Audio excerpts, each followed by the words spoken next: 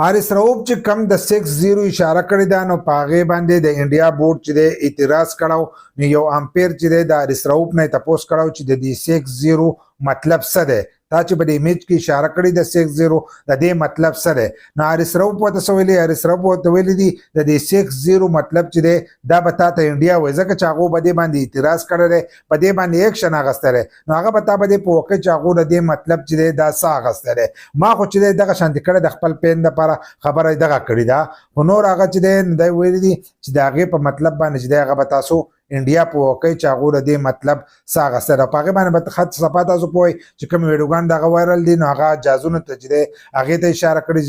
ځکه چې د جاز هغه اشاره چې ده دا یې ورسره هم کړې ده، خو په هغه باندې چې دی بیا د انډیا بورډ چې کوم دغه اعتراض کړی دی نو بیا تللي دي آی سی سی ته وینا کړې، نو آی سی سی چې دی په هغه باندې جرمانه لګولې ده، په حارث رؤوف باندې چې دی جرمانه یې لګولې ده. د میچ کم پیس چې دی د هغې 30% جرمانه چې ده هغه په حارث رؤوف لګېدلې ده. اوس خبره راغلې ده چې هغه به پی سی بي جمع کوي، به چې کومه جرمانه لګېدلې ده نو هغه به پی سی بي جمع کوي، لکه محسن نقوي چې دی هغه به د پی سی بي د طرفه چې دی هغه به دغه جمع کوي. خو محسن نقوي چې دی هغه نن ساعت په امریکا کې دی، نن شپېله چې دی هغه به دوبۍ ته راځي، دوبۍ ته به راځي د پاکستاني ټیم سره به هم میلاویږي او میچ چې کوم د پاکستان او د انډیا فاینل میچ دی هغه میچ چې دی هغه به هم ګوري او چې کوم ټیم وګټله نو هغو له به هغه ټرافي چې ده دا به هم ورکړی کېږي. نو په حارث رؤوف چې کومه جرمانه لګېدلې دي د دې په باره کې تاسو خپل رایې چې دی هغه زموږ سره شریک کړئ چې دا کار یې صحیح کړی دی که غلط یې کړی دی.